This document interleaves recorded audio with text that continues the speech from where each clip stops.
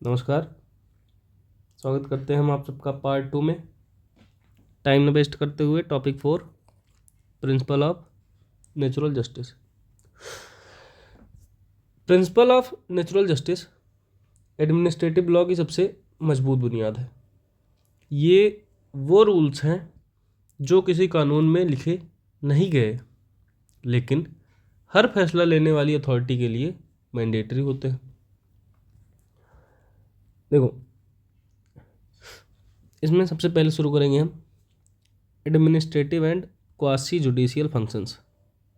उसके बाद meaning and need for administrative adjudication, lis inter partes और कॉन्सेप्ट ऑफ फेयरनेस पढ़ते हुए हम आगे बढ़ेंगे। जल्दी जल्दी देख लेते हैं। देखो, administrative and quasi judicial functions.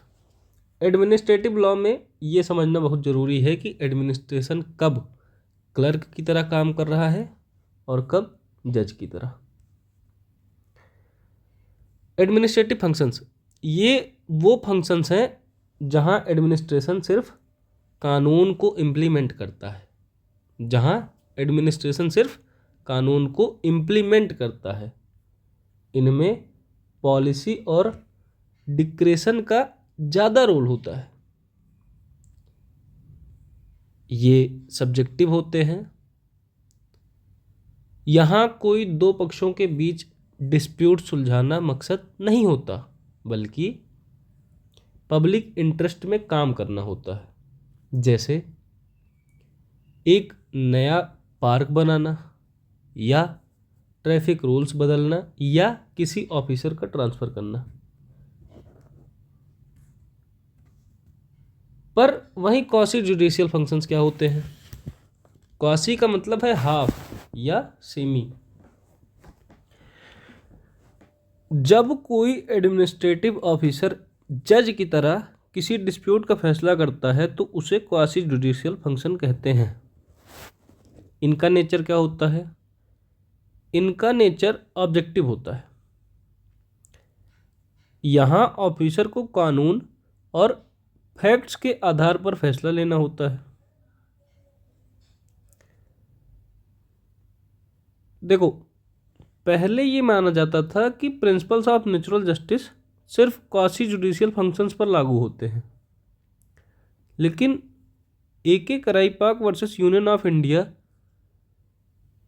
के लैंडमार्क केस के बाद सुप्रीम कोर्ट ने कहा कि the dividing line between administrative power and quasi judicial power is quite thin and is being gradually obliterated. अब जो ये प्रिंसिपल्स ऑफ नेचुरल जस्टिस है, दोनों पर लागू होते हैं। अगर किसी व्यक्ति के राइट्स अफेक्ट हो रहे हों।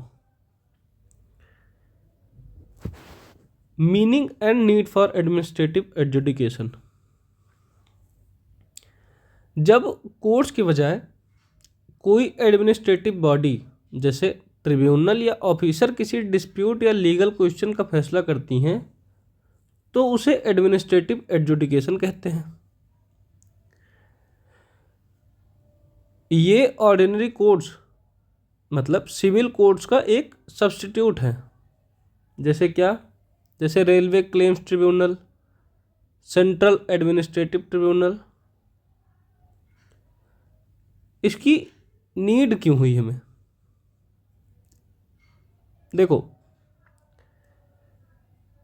सिविल कोर्ट्स में लाखों केसेस पेंडिंग हैं, तो जो ट्रिब्यूनल्स होते हैं वो उनका बर्डन कम करते हैं। कुछ केसेस बहुत टेक्निकल होते हैं, जैसे इन्वायरमेंटल इशू या टेलीकम्युनिकेशन के, तो इनमें नॉर्मल जजेस से बेहतर जो सब्जेक्ट मैटर एक्सपर्ट्स होते हैं वो फैसला ले सकते हैं। और क्यों ज़रूरत पड़ी? ट्रिब्यूनल्स में प्रोसीजर सिंपल होता है, इसलिए फैसला जल्दी और सस्ता मिलता है। और कई बार फैसला लेने में सरकार की पॉलिसी का ध्यान रखना पड़ता है। और ये काम एडमिनिस्ट्रेटिव एक्सपर्ट्स होते हैं, वो बेहतर समझते हैं। अब लिस इंटर पार्टिस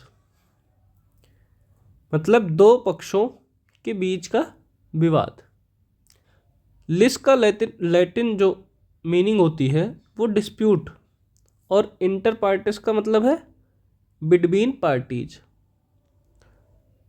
जब दो लोग या एक व्यक्ति और सरकार किसी लीगल राइट पर आमने सामने होते हैं तो उसे लिस कहा जाता है। और जब भी कोई लिस मतलब डिस्प्यूट होता है तो अथॉरिटी को दोनों साइड की बातें सुनकर एक ऑब्जेक्टिव फैसला देना होता है। तो ये लिस इंटर पार्टिस जो है ये कहाँ यूज होता है?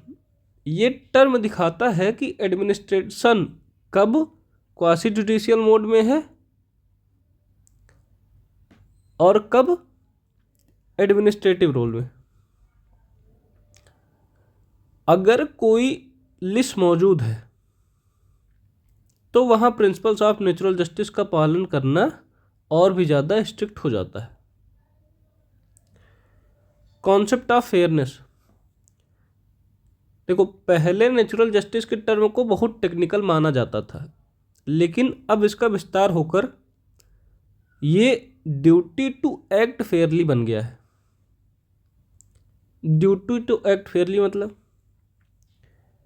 इसका मतलब है कि चाहे फंक्शन एडमिनिस्ट्रेटिव हो या क्वासी जुडिशियल, हर ऑफिसर को फेयर होना चाहिए।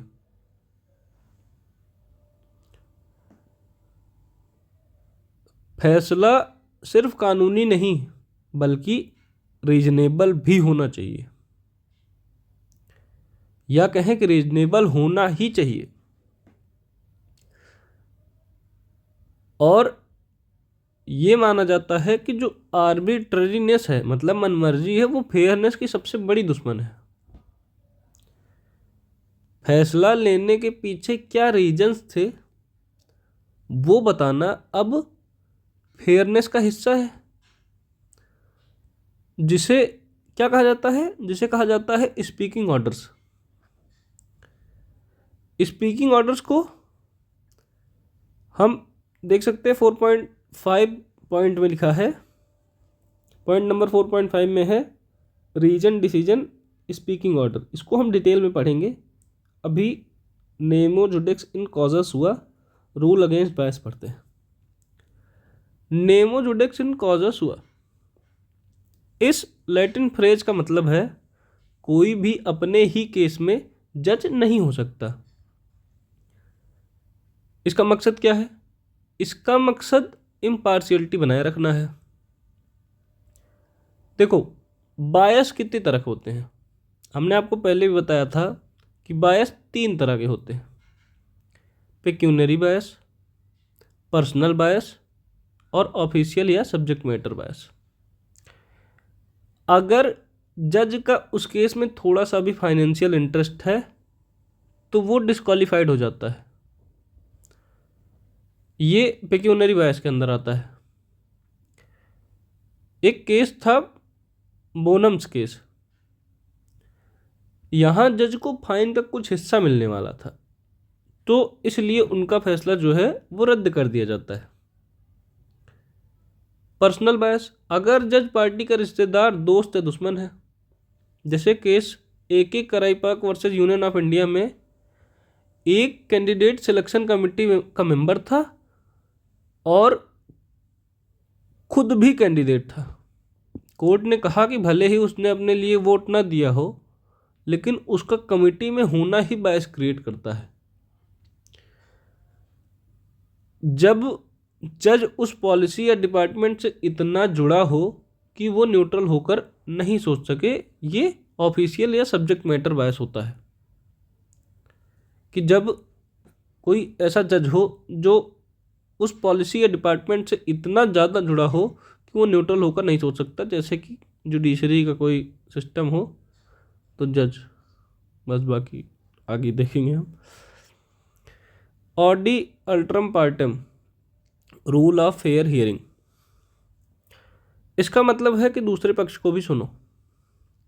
किसी को भी बिना उसकी बात सुने सजा नहीं दी जा सकती। इसके मुख्य कंपोनेंट्स क्या क्या हैं? Notice, right to cross examination और right to legal representation. Notice, hearing से पहले पार्टी को नोटिस देना अनिवार्य है। नोटिस में इतना समय होना चाहिए कि बंदा अपनी तैयारी कर सके। नोटिस में साफ लिखा होना चाहिए कि चार्जेस क्या हैं और हियरिंग कब और कहाँ है। जैसे Menaka Gandhi versus Union of India के केस में उनका पासपोर्ट बिना नोटिस दिए जब्त कर लिया गया था, तो कोर्ट ने इसे प्रिंसिपल ऑफ नेचुरल जस्टिस का वायलेशन माना। फिर right to cross examination. Fair hearing तभी पूरी होती है जब आपको मौका मिले कि आप दूसरी पार्टी के गवाहों मतलब विटनेसेस से सवाल जवाब कर सके। अगर एडमिनिस्ट्रेशन किसी गवाह के बयान पर भरोसा कर रही है तो अपोजिट पार्टी को उसे क्रॉस एग्जामिन करने का मौका देना चाहिए ताकि सच्चाई सामने आ सके। लेकिन कुछ सिचुएशंस में, जैसे डिसिप्लिनरी एक्शंस इन स्कूल्स, इन जैसी सिचुएशंस में इसे थोड़ा रिलैक्स किया जा सकता है अगर मामला डिसिप्लिन का है। इसका अगला पॉइंट है राइट टू लीगल रिप्रेजेंटेशन, कि क्या हर एडमिनिस्ट्रेटिव हियरिंग में लॉयर की ज़रूरत होती है? क्या लॉयर का होना ज़रूरी है? तो इसका जनरल रूल ये है कि एडमिनिस्ट्रेटिव प्रोसीडिंग में वकील का हक मतलब लॉयर मांगने का हक अब्सोल्यूट राइट नहीं होता। पर अगर केस बहुत कॉम्प्लेक्स है या कानून की बारीकियां हैं या दूसरी साइड जो कि सरकार है के पास वकील है, तो फेयरनेस का तकाजा है कि पार्टी को भी वकील रखने की इजाज़त दी जाए।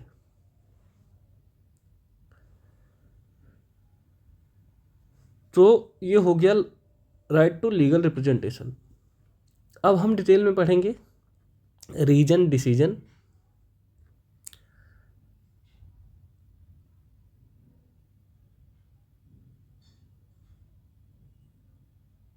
इससे पहले एक मैं आपको वो बताना चाहता हूँ, golden rule of justice. Golden rule of justice ये है कि justice should not only be done but should manifestly and undoubtedly be seen to be done. मतलब कि इंसाफ सिर्फ होना नहीं चाहिए, दिखना भी चाहिए कि इंसाफ हुआ है। अब आगे बढ़ते हैं, reason decision. Speaking order. Speaking order क्या होता है? एक स्पीकिंग ऑर्डर वो होता है जो खुद बोलता है कि उसे क्यों पास किया गया है। इसका मतलब है कि जब भी कोई अथॉरिटी कोई फैसला लेती है तो उसे उस फैसले के पीछे के रीजंस बताना जरूरी है। पहले माना जाता था कि रीजन देना प्रिंसिपल ऑफ नेचुरल जस्टिस का हिस्सा नहीं है, पर अब इसे third pillar of natural justice माना जाता है। क्यों? इसकी नीड क्या थी? जब ऑफिसर को वजह लिखनी पड़ती है तो वो मनमर्जी नहीं कर सकता, तो आर्बिट्ररीनेस जो होती है वो खत्म हो जाती है। फिर राइट टू अपील होती है, मतलब अगर आपको पता ही नहीं कि आपका लाइसेंस क्यों रद्द हुआ तो आप कोर्ट में उसे कैसे चैलेंज करेंगे? रीजन होने पर ही तो जुडिशियल रिव्यू सही से हो पाता है। और सेटिस्फेक्शन ऑफ पार्टी, मतलब हारने वाली पार्टी को कम से कम ये पता चलता है कि उसकी बात सुनी गई और क्यों रिजेक्ट हुई। Effect of non observation of the principles of natural justice. अगर किसी एडमिनिस्ट्रेटिव एक्शन में प्रिंसिपल ऑफ नेचुरल जस्टिस मतलब नोटिस, हियरिंग, नो बायसनेस को फॉलो नहीं किया गया तो उसका लीगल इफेक्ट क्या होगा? वाइड अब इनिशियो,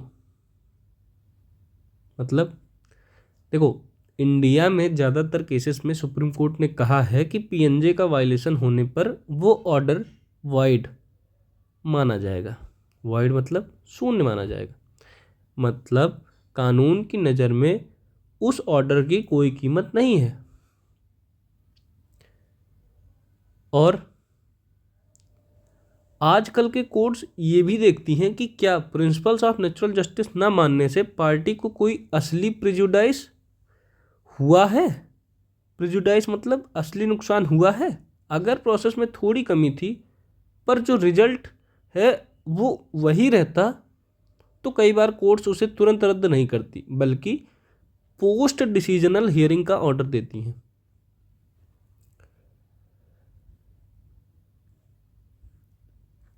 ठीक है,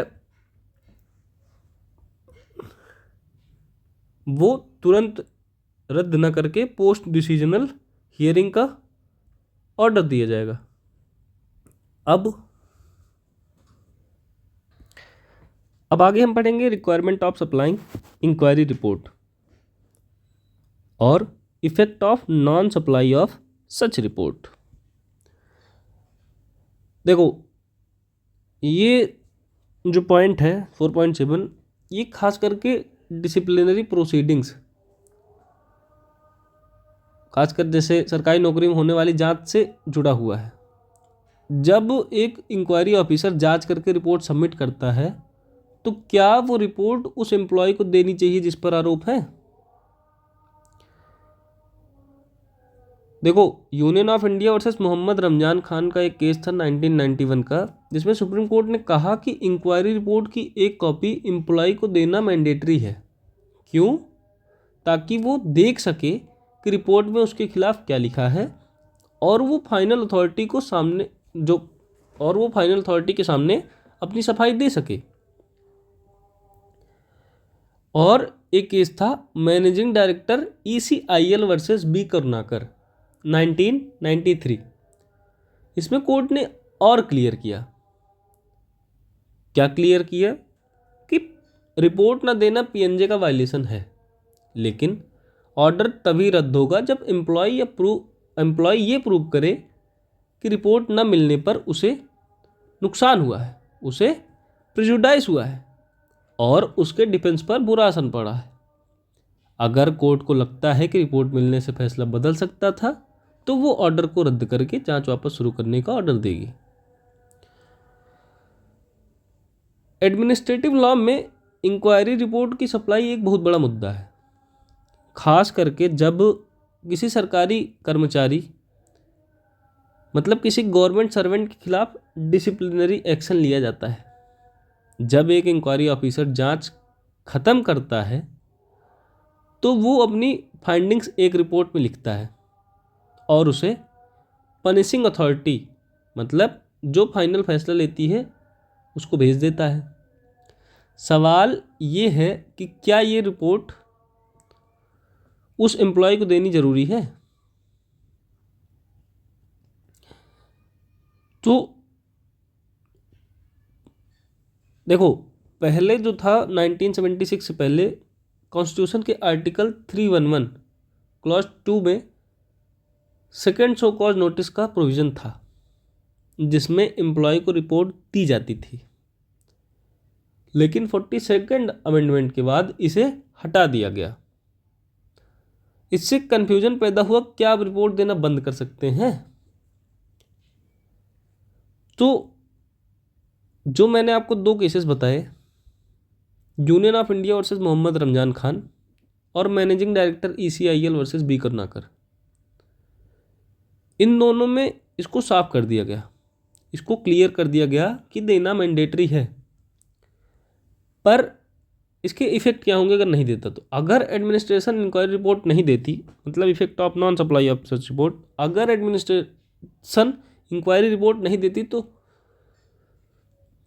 तो क्या पूरा एक्शन तुरंत रद्द हो जाएगा। इसमें भी मैंने आपको बताया कि देखो, इसमें प्रेजुडाइज टेस्ट होगा, कि कोर्ट ये बताता है कि रिपोर्ट ना देना काफ़ी नहीं है, एक्शन रद्द करने के लिए एम्प्लॉय को कोर्ट में ये प्रूव करना होगा कि रिपोर्ट ना मिलने से उसे प्रेजुडाइज हुआ है। अगर रिपोर्ट मिलने से एम्प्लॉय ऐसा कुछ कह सकता था जिससे फैसला बदल जाता तो ऑर्डर रद्द होगा। अगर रिपोर्ट में वही बातें हैं जो एम्प्लॉय को पहले से पता थी और उसे नतीजे पर कोई फर्क नहीं पड़ता तो ऑर्डर रद्द नहीं होगा। आशा करता हूँ कि आपको टॉपिक 4 समझ आया होगा। अब हम बढ़ते हैं टॉपिक 5 की ओर, जिसमें जुडिशियल रिव्यू है और रिट्स कितने प्रकार की होती हैं ये सब हम पढ़ेंगे। Topic 5 judicial review. Judicial review administrative law का सबसे शक्तिशाली हिस्सा है, सबसे पावरफुल पार्ट है। ये वो हथियार है जिससे कोर्ट एडमिनिस्ट्रेशन को अपनी मर्यादा में रहने पर मजबूर करती है। Review and appeal. लॉ में रिव्यू और अपील दो अलग कॉन्सेप्ट्स हैं। अपील पहले, ये स्टैट्यूट मतलब कानून द्वारा दिया गया एक हक है। अपील में कोर्ट पूरे केस को दोबारा देखती है और अगर उसे लगता है कि पहले फैसला गलत था तो वो उसे बदलकर अपना नया फैसला दे सकती है। वहीं पर जो जुडिशियल रिव्यू होता है ये कोर्ट की इनहेरेंट पावर है। रिव्यू में कोर्ट ये नहीं देखती कि फैसला क्या है, बल्कि ये देखती है कि फैसला लेने का तरीका सही था या नहीं। अगर सिंपल वर्ड में देखा जाए तो अपील जो होती है वो डिसीजन के खिलाफ होती है, पर जो रिव्यू होता है वो प्रोसेस के खिलाफ होता है। अब power of judicial review of the supreme court and high courts, article 32, 136, 226 and 227 of the constitution of India. जल्दी से जानेंगे हम। इंडियन कॉन्स्टिट्यूशन ने सुप्रीम कोर्ट और हाई कोर्ट्स को एडमिनिस्ट्रेशन पर लगाम कसने के लिए 4 मुख्य आर्टिकल दिए हैं। आर्टिकल 32, आर्टिकल 226, आर्टिकल 227 और article 136।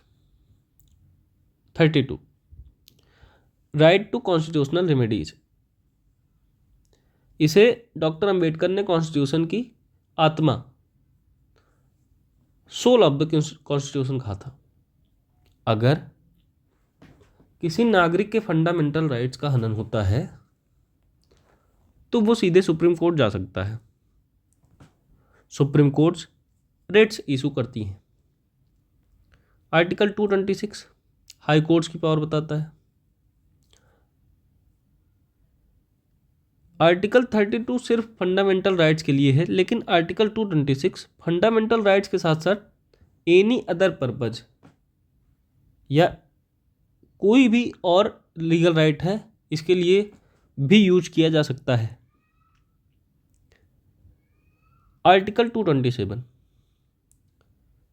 Supreme tendencies, high court को अपने नीचे वाली सभी कोर्ट्स और ट्रिब्यूनल्स पर नजर रखने की पावर देता है। ये सिर्फ जुडिशियल ही नहीं बल्कि एडमिनिस्ट्रेटिव सुपरविजन भी है। अब आर्टिकल 136 क्या है? Special leave petition, SLP। Supreme court के पास डिस्क्रिशनरी पावर है कि वो इंडिया की किसी भी कोर्ट या ट्रिब्यूनल के फैसले के खिलाफ अपील सुन सके। ये इंसाफ दिलाने का आखिरी रास्ता माना जाता है। अब हम पढ़ेंगे रिट्स।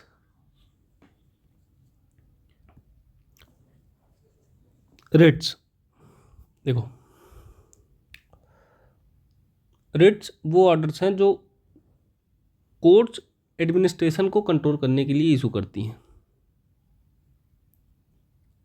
कौन कौन से हैं ये, इसे पहले जल्दी से जान लेंगे, उसके बाद फिर सबको डिटेल में पढ़ेंगे। हैबेस कॉर्पस मतलब बंदी प्रत्यक्षीकरण। इसका मतलब होता है टू हैव द बॉडी। जब किसी को इलीगल तरीके से गिरफ्तार किया गया हो तो कोर्ट ऑर्डर देती है कि उस इंसान को कोर्ट के सामने पेश किया जाए। मैंदामुस, ये इसका मतलब होता है बी कमांड। जब कोई पब्लिक ऑफिशियल अपनी कानूनी ड्यूटी करने से मना कर दे तो कोर्ट वो उसे काम करने के आदेश देती है। फिर प्रोहिबिशन। प्रोहिबिशन मतलब टू फॉरबिड। ये जो है ये स्टे ऑर्डर की तरह है। जब कोई लोअर कोर्ट या ट्रिब्यूनल अपनी ज्यूरिसडिक्शन से बाहर जाकर केस सुन रही हो तो हाई कोर्ट या सुप्रीम कोर्ट उसे रोक देती है कि वो केस नहीं सुन सकते। सर्टियोरिरी या सर्सियोरिरी, इसका मतलब होता है टू बी सर्टिफाइड। जब लोअर कोर्ट्स फैसला सुना चुकी हो पर वो फैसला इलीगल हो या ज्यूरिसडिक्शन के बाहर हो तो कोर्ट उस फैसले को कॉस कर देती है।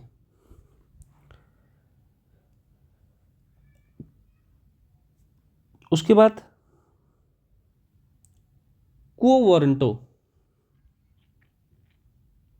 By what authority. इसका मतलब होता है बाई व्हाट अथॉरिटी। जब कोई इंसान किसी पब्लिक ऑफिस पर गलत तरीके से बैठ जाए कोर्ट उससे पूछती है कि आप किस हक से इस कुर्सी पर बैठे हैं।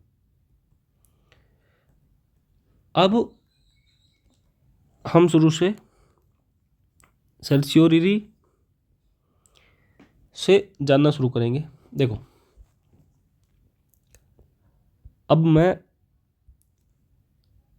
आपको सर्टियोरिरी, मैंदामस, प्रोहिबिशन, हेबियस कॉर्पस, क्वो वारंटो, आउस्टर क्लॉजेज और क्यूरेटिव पिटीशन के बारे में बताऊंगा।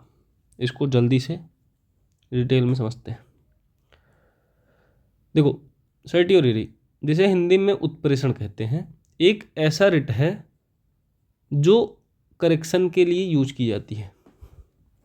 जब कोई लोअर कोर्ट, ट्रिब्यूनल या एडमिनिस्ट्रेटिव बॉडी कोई ऐसा फैसला सुना देती है जो कानून के खिलाफ हो तो हाई कोर्ट या सुप्रीम कोर्ट सर्टियोरिरी इशू करके उस फैसले को कॉस कर देती हैं। इसका जो मतलब होता है, चूंकि ये लैटिन शब्द है तो इसका मतलब होता है टू बी सर्टिफाइड या टू बी इन्फॉर्म्ड। ये रिट तब आती है जब फैसला ऑलरेडी पास हो चुका हो। वहीं प्रोहिबिशन तब आती है जब केस चल रहा हो।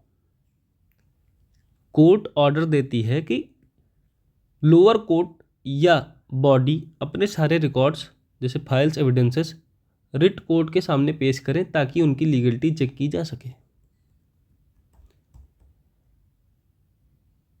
क्या ग्राउंड्स हैं सर्टियोरिरी इशू होने के? देखो, सर्टियोरिरी हर किसी गलत फैसले पर नहीं मिलती। इसके कुछ ग्राउंड्स होते हैं। 4 ग्राउंड्स में बताऊंगा आपको। लैक और excess of jurisdiction, abuse of jurisdiction, violation of principle of natural justice और error of law apparent on the face of record।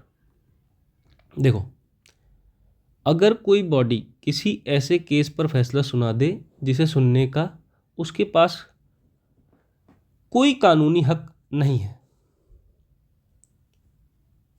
मतलब लैक ऑफ जुरिसडिक्शन, जिसके पास पावर ही नहीं थी उसने फैसला सुन लिया, या एक्सेस ऑफ जुरिसडिक्शन मतलब पावर तो थी पर उसने अपनी लिमिट से बाहर जाकर ऑर्डर पास कर दिया, या जुरिसडिक्शनल एरर मतलब गलत फैक्ट्स के आधार पर खुद को पावरफुल मान लिया। एब्यूज ऑफ जुरिसडिक्शन, अगर किसी बॉडी के पास पावर है लेकिन उसने मालाफाइड मतलब बदनीयती से या किसी गलत मकसद के लिए ऑर्डर पास किया है तो सर्टियोरिरी से वो ऑर्डर रद्द किया जा सकता है। थर्ड पॉइंट जो है वो है violation of principal of natural justice. ये सबसे कॉमन ग्राउंड है। अगर ऑर्डर पास करने से पहले पार्टी को नोटिस नहीं दिया गया, ऑडी अल्ट्रम पार्ट्रम, या फैसला लेने वाला बंदा बायस था, नेमो जोडेक्स इन कॉजस हुआ, या फैसला लेने से पहले सफाई का मौका नहीं दिया गया। फिर ये तब भी सर्टियोररी इशू हो सकता है। अगला पॉइंट क्या है? Error of law apparent on the face of record. ये सबसे टेक्निकल ग्राउंड है। इसका मतलब है कि ऑर्डर को देखकर ही पता चल रहा था कि कानून की बहुत बड़ी गलती हुई है, पर इसकी कंडीशन क्या है? ये गलती ऐसी होनी चाहिए जिसे प्रूव करने के लिए गहरे आर्गुमेंट्स की ज़रूरत न पड़े, बल्कि रिकॉर्ड देखकर ही साफ हो जाए। अगर कानून की इंटरप्रिटेशन ही गलत की गई है तो सर्टियोररी इशू होगी। पर ये कब इशू नहीं हो सकती?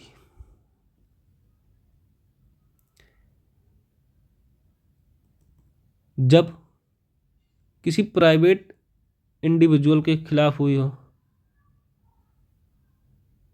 या लेजिस्लेचर के खिलाफ हुई हो, मतलब पार्लियामेंट के कानून बनाने पर ही, और सिर्फ एरर ऑफ फैक्ट मतलब फैक्ट की गलती पर सर्टियोररी नहीं मिलती जब तक वो जुरिस्डिक्शन से न जुड़ी हो। इसका एक लैंडमार्क केस भी है, हरी विष्णु कामत वर्सेस अहमद इसाक। इस केस में सुप्रीम कोर्ट ने सर्टियोररी के ये जो चारों ग्राउंड्स हैं इनको एक साथ कंफर्म किया था। चारों ग्राउंड्स फिर से हम पढ़ लेंगे क्या क्या है। जब एरर ऑफ लॉ बिल्कुल साफ हो, जब जुरिस्डिक्शन की गलती हो, जब नेचुरल जस्टिस ना फॉलो हुआ हो, और सर्टियोररी सिर्फ रिकॉर्ड को देखकर गलती ठीक करती है, ये अपील की तरह नए सबूत नहीं लेती। फिर हम पढ़ेंगे जुरिस्डिक्शनल एरर्स और उसके बाद अगले पॉइंट्स। देखो, जुरिस्डिक्शनल एरर्स एडमिनिस्ट्रेटिव लॉ का वो कोर कॉन्सेप्ट है जो ये तय करता है कि कोई बॉडी अपनी लक्ष्मण रेखा के अंदर काम कर रही है या नहीं। जब हम सर्टियोररी या मैंदामस की बात करते हैं तो जुरिस्डिक्शनल एरर सबसे बड़ा ग्राउंड बनते हैं। देखो, कानून की नज़र में एडमिनिस्ट्रेटिव बॉडी तीन तरह के जुरिस्डिक्शन की गलती कर सकती हैं। कौन कौन से? मतलब एक्सेस ऑफ जुरिस्डिक्शन, लिमिट से बाहर जाना, एक्सरसाइजिंग जुरिस्डिक्शन, नॉट वेस्टेड मतलब बिना अधिकार के काम करना, और नॉन एक्सरसाइज ऑफ जुरिस्डिक्शन मतलब पावर होने पर भी काम ना करना। एक्सेस ऑफ जुरिस्डिक्शन, लिमिट से बाहर जाना, इसका मतलब है कि बॉडी के पास पावर तो थी लेकिन उसने अब उस पावर की लिमिट क्रॉस कर दी। एग्जाम्पल, एक ट्रिब्यूनल को 5 लाख तक का फाइन लगाने की पावर थी लेकिन उसने 10 लाख का फाइन लगा दिया। यहाँ फाइन लगाने का अधिकार था पर उसकी जो लिमिट थी वो क्रॉस हो गई। ये हो गया एक्सेस ऑफ जुरिस्डिक्शन। फिर एक्सरसाइजिंग जुरिस्डिक्शन, नॉट वेस्टेड, बिना अधिकार के काम करना, इसे लैक ऑफ जुरिस्डिक्शन भी कहते हैं। इसका मतलब है कि बॉडी के पास वो केस सुनने का कानूनी हक शुरू से था ही नहीं। जैसे एक इनकम टैक्स ऑफिसर अगर मर्डर का केस सुन के उसका फैसला सुनाने लगे तो ये जुरिस्डिक्शन नॉट वेस्टेड का मामला है और उसका फैसला वाइड अब इनिशियो होगा, मतलब शुरू से ही रद्द माना जाएगा। Non exercise of jurisdiction, power होने पर भी काम न करना। अगर कानून ने किसी अथॉरिटी को पावर दी है कि वो किसी कंप्लेंट पर एक्शन ले लेकिन वो अथॉरिटी एक्शन लेने से मना कर दे तो ये भी एक एरर है। इस सिचुएशन में कोर्ट मैंदामस इशू करती है ताकि अथॉरिटी अपनी ड्यूटी निभा सके। देखो, court does not act as an appellate court, ये जुडिशियल रिव्यू का सबसे इंपॉर्टेंट प्रिंसिपल है। कोर्ट ये नहीं देखती कि एडमिनिस्ट्रेशन का फैसला सही है या गलत।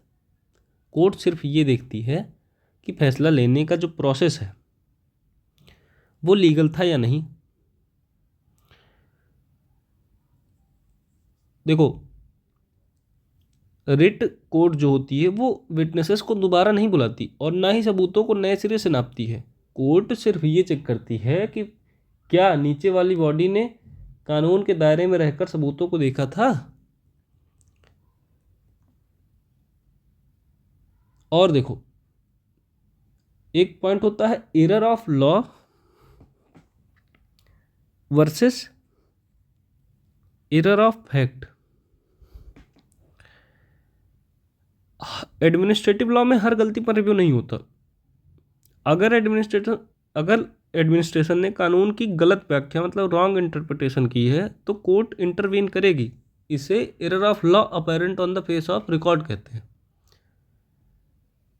पर अगर एडमिनिस्ट्रेशन ने फैक्ट्स को समझने में गलती की है तो कोर्ट्स आमतौर पर दखल नहीं देती, चाहे वो गलती कितनी भी बड़ी क्यों ना हो। इसका लॉजिक क्या है कि फैक्ट्स को परखना एडमिनिस्ट्रेशन का काम है, कोर्ट्स का नहीं। कोर्ट्स सिर्फ कानून के पहरेदार हैं। मतलब अगर कोई कानूनी गलती हुई है तभी रिट्स काम करती हैं, फैक्ट्स के आधार पर रिट्स काम नहीं करती। हालांकि कोर्ट्स एरर ऑफ फैक्ट्स में दखल नहीं देती, लेकिन दो ऐसी सिचुएशंस हैं जहां रिव्यू हो सकता है। कौन कौन सी? Decision based on no evidence और इररिलेवेंट कंसिडरेशंस। अगर एडमिनिस्ट्रेशन ने एक ऐसा फैसला लिया है जिसके लिए फाइल में एक ही एविडेंस मौजूद नहीं है, मतलब सुनो, अगर एडमिनिस्ट्रेशन ने एक ऐसा फैसला लिया है जिसके लिए फाइल में एक भी एविडेंस मौजूद नहीं है तो उसे एरर ऑफ लॉ माना जाता है। बिना सबूत का फैसला लेना आर्बिट्रेरी है, तो इसलिए कोर्ट उसे रद्द कर देगी। अगर फैसला लेने के लिए ऐसी बातों पर ध्यान दिया गया है जिनका केस से कोई लेना देना नहीं था, जैसे दुश्मनी, कास्ट या पॉलिटिकल प्रेशर, तो कोर्ट उस फैसले को इनवैलिड डिक्लेयर कर देगी। सर्टियोरेरी और जुडिशियल रिव्यू के ये दो ग्राउंड सबसे ज़्यादा टेक्निकल और फ्रिक्वेंट यूज होने वाले ग्राउंड्स हैं। इनका मेन मकसद ये इंश्योर करना है कि एडमिनिस्ट्रेशन ना सिर्फ कानून का पालन करे बल्कि इंसाफ के सही रास्ते पर भी चले।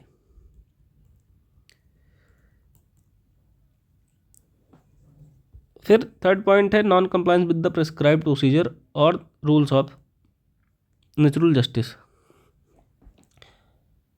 ये जो पॉइंट है ये फेयरनेस से जुड़ा है। अगर स्टैट्यूट मतलब कानून ने कोई खास तरीका बताया है या अगर कानून साइलेंट है तो नेचुरल जस्टिस के प्रिंसिपल उनका पालन न करना ऑर्डर को इनवैलिड बना देता है।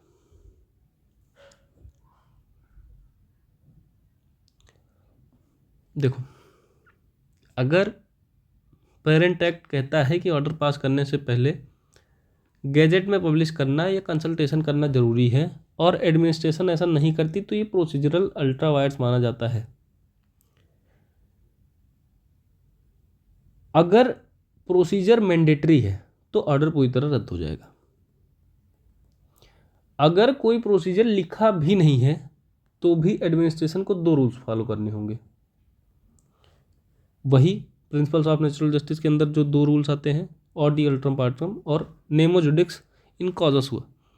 अगर बिना नोटिस दिए या बिना सुनने का मौका दिए कोई ऑर्डर पास किया गया तो कोर्ट सर्टियोररी इशू करके उस ऑर्डर को कॉज कर देगी। अगर फैसला लेने वाला ऑफिसर बायस था तो फैसला इलीगल माना जाएगा।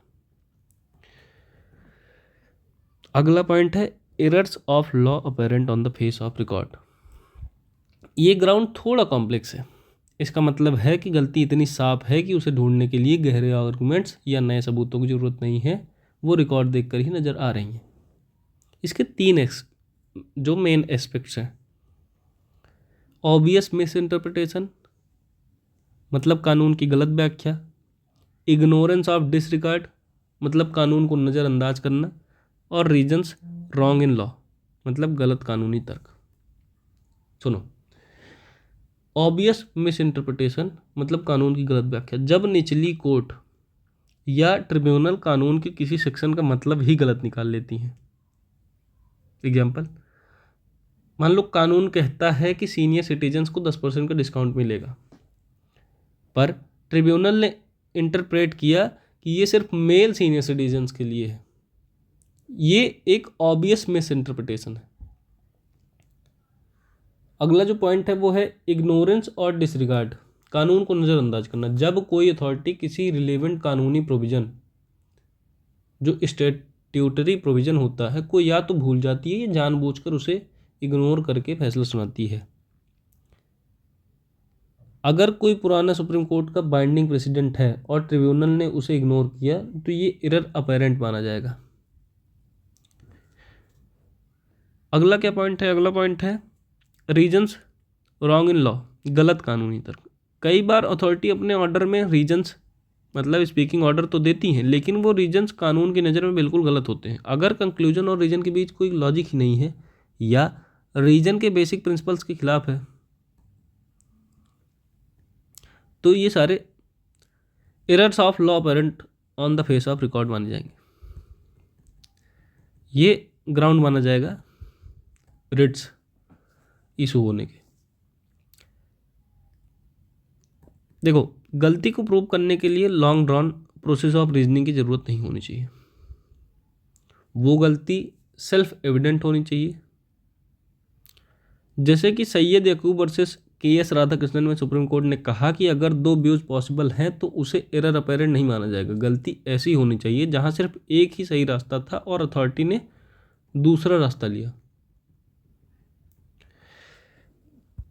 ये सारी चीज़ें हो गई। अब हम आगे पढ़ेंगे mandamus, prohibition, habeas corpus, quo warranto, ouster clauses और क्यूरेटिव पिटीशन। देखो, मैंडामस एडमिनिस्ट्रेटिव लॉ का वो आदेश है जो सोते हुए एडमिनिस्ट्रेशन को जगाने का काम आता है। इसका जो शाब्दिक अर्थ है वो होता है बी कमांड, मतलब हम आदेश देते हैं। देखो, मैंडामस एक पब्लिक ड्यूटी को इन्फोर्स करने के लिए इशू किया जाता है। जब कोई सरकारी अफसर या संस्था अपना वो काम करने से मना कर दे जो कानून ने उन पर एक ड्यूटी के तौर पर डाला है, तो कोर्ट मैंडामस यूज करके उन्हें वो काम करने का हुक्म देती है। ये एक रिस्टोरेटिव रेमेडी है। ये तब दी जाती है जब कोई अथॉरिटी इन एक्शन की स्थिति में हो। मैंडामस मांगने वाले के पास एक लीगल राइट होना चाहिए और अथॉरिटी पर एक करस्पॉन्डिंग लीगल ड्यूटी होनी चाहिए। मैंडामस सिर्फ तभी जारी हो सकता है जब ड्यूटी स्टैट्यूटरी हो, मतलब वो ड्यूटी कानूनी होनी चाहिए। अगर कानून कहता है कि अथॉरिटी शैल डू दिस तो मैंडामस जारी होगा। मैंडामस के लिए ये ज़रूरी है कि पहले पेटिशनर ने अथॉरिटी से वो काम करने की डिमांड की हो और अथॉरिटी ने उसे करने से रिफ्यूज़ कर दिया हो। देखो, अगर कानून ने ऑफिसर को चॉइस दी है कि आप ये काम कर सकते हैं, यू में, तो कोर्ट उसे काम करने के लिए मजबूर नहीं कर सकती। कोर्ट ऑफिसर को ये नहीं कह सकती कि आप ये फैसला लीजिए। कोर्ट ये कह सकती है कि आप इस एप्लीकेशन पर फैसला लीजिए, ड्यूटी टू कंसीडर, लेकिन कोर्ट ये नहीं बताएगी कि फैसला क्या होना चाहिए। कोर्ट एडमिनिस्ट्रेशन के डिस्क्रिशन को रिप्लेस नहीं कर सकती। ये किसके खिलाफ इशू हो सकती है? देखो, मैंडामस का दायरा जो है वो काफ़ी बड़ा है। ये एग्जीक्यूटिव अथॉरिटीज़ के खिलाफ हो सकती है, लोअर कोर्ट्स या ट्रिब्यूनल्स, स्टैट्यूटरी कॉरपोरेशंस, स्टैट्यूटरी जो कॉरपोरेशंस हैं, और प्राइवेट इंडिविजुअल्स। एग्जीक्यूटिव अथॉरिटीज जैसे किसी भी सरकारी विभाग, मिनिस्टर या आईएएस ऑफिसर के खिलाफ। लोअर कोर्ट ट्रिब्यूनल्स अगर वो अपना जुरिडिक्शन एक्सरसाइज करने से मना कर रहे हैं। स्टैट्यूटरी कॉरपोरेशंस क्या हैं? जैसे एलआईसी, आरबीआई या यूनिवर्सिटीज़ जो सरकारी कानूनों से बनी हैं।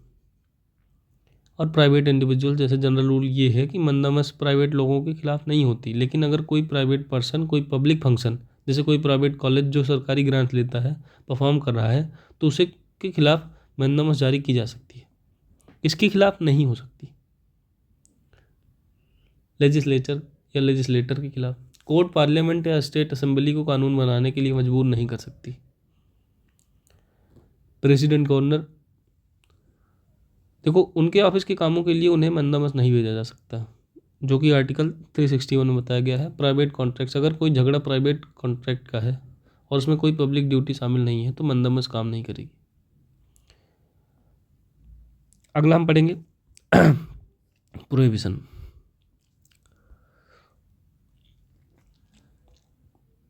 एडमिनिस्ट्रेटिव लॉ की वो रिट है जो प्रिवेंशन के काम आती है। इसका जो शाब्दिक अर्थ होता है, मतलब लिटरल मीनिंग जो होती है, वो टू फॉरबिड, मतलब मना करना या रोकना। अगर कोई लोअर कोर्ट या ट्रिब्यूनल अपनी मर्यादा, मतलब जुरिस्डिक्शन से बाहर जाकर किसी केस की सुनवाई कर रही है तो हाई कोर्ट या सुप्रीम कोर्ट उसे रोकने के लिए ये रिट जारी करती है। ठीक है। प्रोहिबिशन एक प्रिवेंटिव रेमेडी है। ये एक तरह का स्टे ऑर्डर होता है जो किसी प्रोसीडिंग को आगे बढ़ने से रोक देता है। ये रिट सिर्फ तब जारी की जा सकती है जब केस अभी चल रहा हो। अगर फैसला आ चुका है तो प्रोहिबिशन काम नहीं करेगी, उसके लिए सर्टियोनरी चाहिए। और इसका मकसद ये है कि एक गलत फैसला आने से पहले ही उस गलती को रोक दिया जाए।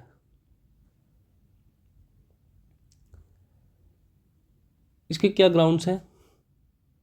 अब तो कुछ ग्राउंड्स इसके ऐसे हैं, पॉइंट्स में बताऊंगा मैं, 4 पॉइंट्स में। अब्सेंस और एक्सेस ऑफ जुरिस्डिक्शन, अगर कोई ट्रिब्यूनल किसी ऐसे केस को सुन रहा हो जो उसके कानूनी जुरिस्डिक्शन में नहीं आता। Violation of principles of natural justice, अगर केस की सुनवाई के दौरान जज बायस्ड दिख रहा है या वो पार्टी को अपनी बात रखने का मौका नहीं दे रहा तो प्रोसीडिंग्स को बीच में ही रोका जा सकता है। अनकॉन्स्टिट्यूशनलिटी ऑफ लॉ, अगर वो कानून ही अनकॉन्स्टिट्यूशनल है जिसके तहत केस चलाया जा रहा है तो कोर्ट उसे आगे बढ़ने से रोक देती है। वायलेशन ऑफ फंडामेंटल राइट्स, अगर प्रोसीडिंग्स से किसी व्यक्ति के फंडामेंटल राइट्स का हनन हो रहा हो। ये किसके खिलाफ जारी होती है? मंदमस की तरह ये सब पर लागू नहीं होती। प्रोहिबिशन सिर्फ नीचे दिए गए बॉडीज जैसे judicial bodies, quasi judicial bodies, administrative authorities, इन्हीं पर लागू हो सकती है। जुडिशियल बॉडीज, लोअर कोर्ट्स जैसे district court, session courts, tribunals जैसे NGT, CAT, income tax tribunals, और एडमिनिस्ट्रेटिव अथॉरिटीज सिर्फ तब जब वो क्वासी जुडिशियल कैपेसिटी में काम कर रही हो, यानी जब वो जज की तरह फैसला ले रही हो। ये किसी लेजिस्लेचर जैसे पार्लियामेंट या प्राइवेट पर्सन के खिलाफ जारी नहीं की जा सकती। अब हम हेबियस कॉर्पस पढ़ेंगे। देखो, हेबियस कॉर्पस या हेबियस कॉर्पस सभी रिट्स में सबसे पुरानी और सबसे महत्वपूर्ण है। इसका जो लिटरल मीनिंग होता है वो टू हैव द बॉडी। तो ये रिट एक व्यक्ति की पर्सनल लिबर्टी का सबसे बड़ा प्रोटेक्टर है। देखो, इसका मकसद, जो मेन मकसद होता है वो किसी भी ऐसे इंसान को आज़ाद करवाना है जिसे इल्लीगल तरीके से गिरफ्तार या डिटेन किया गया हो। कोर्ट उस अथॉरिटी या व्यक्ति से पूछती है आपने इस इंसान को किस कानून के तहत कैद किया है या किस कानून के तहत डिटेन किया है। तो अगर गिरफ्तारी की कोई वैलिड लीगल जस्टिफिकेशन नहीं मिलता तो कोर्ट तुरंत उस व्यक्ति को रिलीज करने का ऑर्डर देती है। और रिट ऑफ हेबियस कॉर्पस का सबसे बड़ा पहलू ये है कि डिटेंशन की लीगलिटी चेक करने के लिए कोर्ट ऑर्डर दे सकती है कि उस व्यक्ति को फिजिकल फॉर्म में कोर्ट के सामने पेश किया जाए। अगर किसी व्यक्ति की कस्टडी में मौत हो जाती है और शक है कि डिटेंशन इलीगल था या मौत सस्पिशियस है तो कोर्ट डेड बॉडी को भी प्रस्तुत करने का आदेश दे सकती है ताकि सच्चाई सामने आ सके। हालांकि मॉडर्न प्रैक्टिस में हर बार फिजिकल प्रेजेंस ज़रूरी नहीं होती। कोर्ट सिर्फ डिटेंशन के रिकॉर्ड से भी फैसला ले सकती है, लेकिन फिजिकल प्रोटेक्शन की पावर कोर्ट के पास हमेशा रहती है। अरेस्ट कब इलीगल माना जाता है? कब, किन स्थितियों में हेबियस कॉर्पस जारी होती है? जब वायलेशन ऑफ आर्टिकल 22, अगर गिरफ्तार किए गए व्यक्ति को 24 घंटे के अंदर मजिस्ट्रेट के सामने पेश नहीं किया गया, या अगर किसी ने बिना किसी कानून के या बिना वैलिड वारंट के किसी को कैद किया, अगर गिरफ्तारी सिर्फ बदला लेने या तंग करने के लिए गया होगा, मतलब मालाफाइड इंटेंट हो, और अगर कोई अनकॉन्स्टिट्यूशनल लॉ बता करके डिटेन किया गया हो, कोई अनकॉन्स्टिट्यूशनल लॉ बता करके अरेस्ट किया गया हो, तो हेबियस कॉर्पस इशू होगा।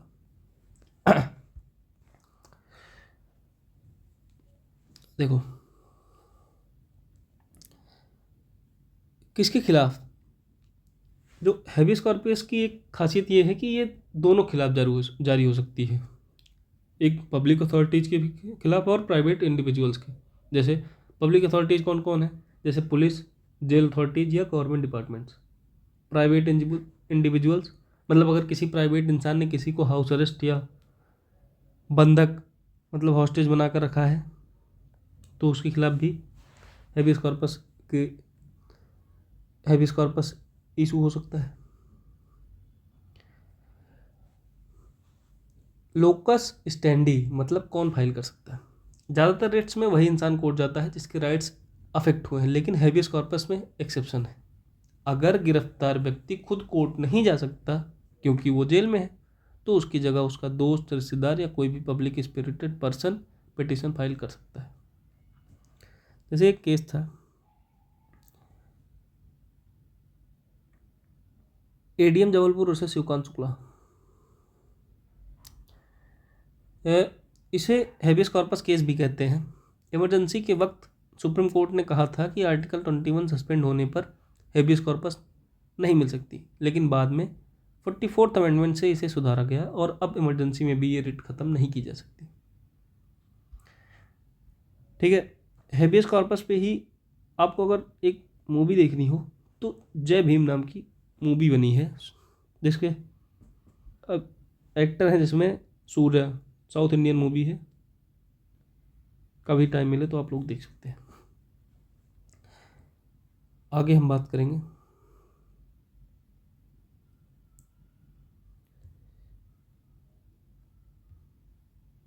ये भी जल्दी से देख लेते हैं क्यों जारी नहीं हो सकती।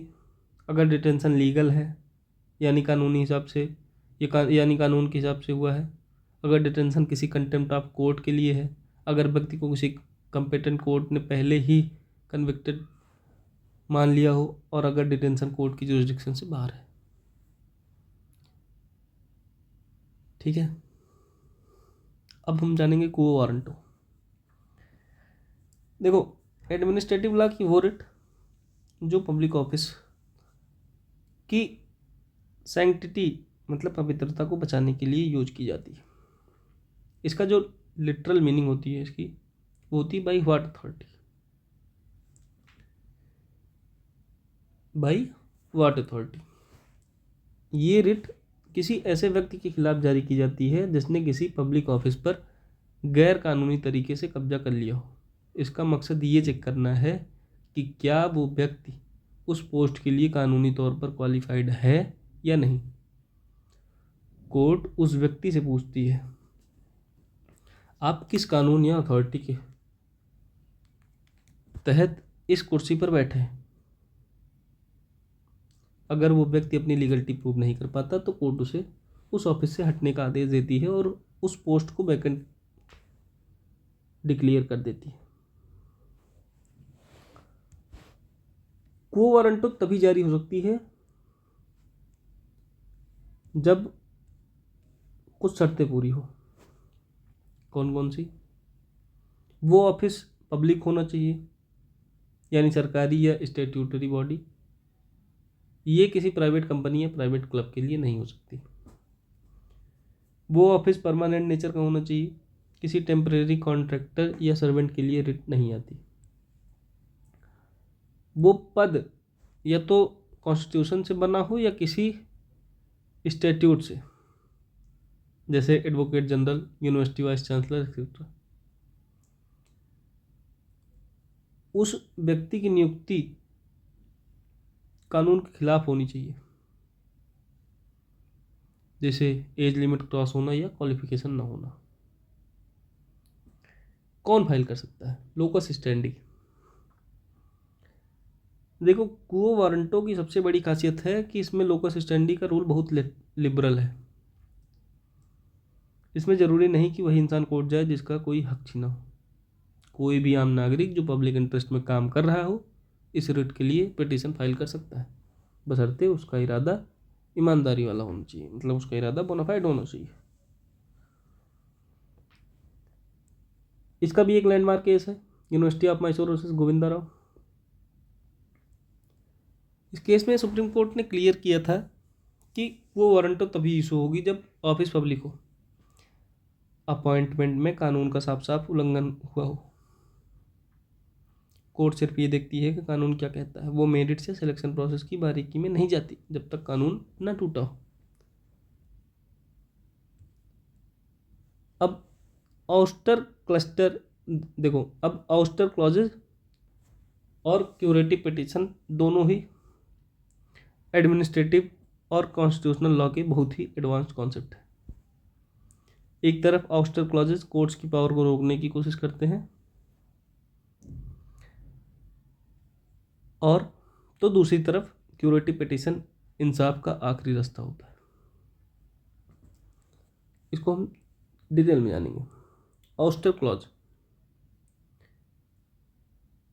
जिसे फाइनलिटी क्लॉज या एक्सक्लूजन क्लॉज भी कहते हैं, कानून का वो सेक्शन होता है जो कहता है कि इस अथॉरिटी का फैसला फाइनल होगा और इसे किसी भी कोर्ट में चैलेंज नहीं किया जा सकता।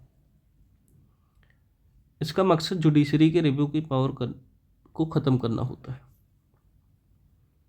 देखो, जब पार्लियामेंट कोई कानून बनाती है और उसमें लिख देती है कि no court shall have jurisdiction over this matter, तो उसे स्टैट्यूटरी एक्सक्लूजन कहते हैं।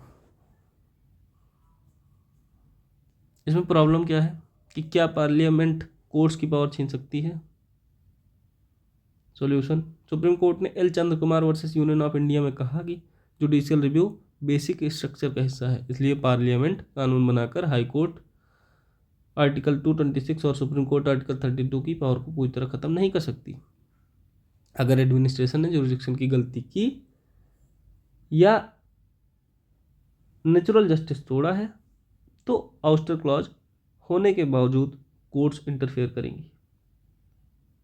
कई बार हमारा कॉन्स्टिट्यूशन खुद ही कुछ मामलों में कोर्ट्स को दूर रखता है, जैसे आर्टिकल 31C, कुछ डायरेक्टिव प्रिंसिपल्स को लागू करने वाले कानूनों को चैलेंज नहीं किया जा सकता। Article 363,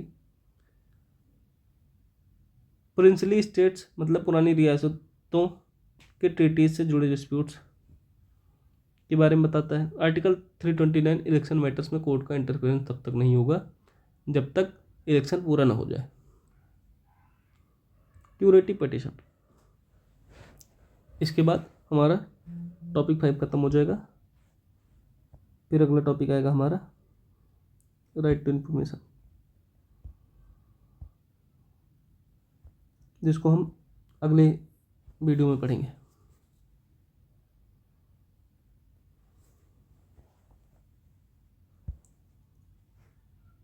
curative petition, curative petition India में इंसाफ दिलाने का सबसे आखिरी और एक्सेप्शनल रास्ता है। ये तब आती है जब सुप्रीम कोर्ट की रिव्यू पिटीशन भी रिजेक्ट हो चुकी हो। इसका ओरिजिन कैसे होता है?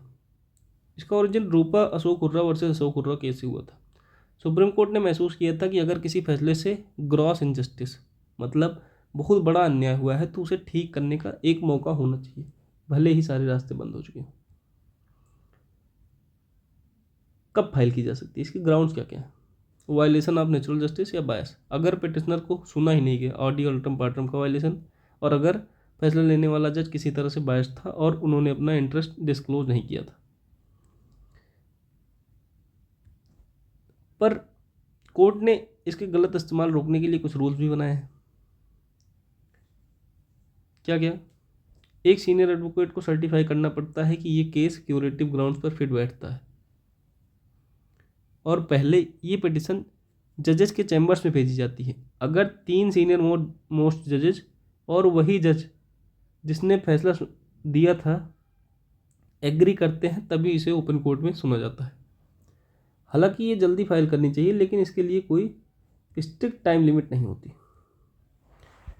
तो आशा करता हूँ कि आप समझ गए होंगे।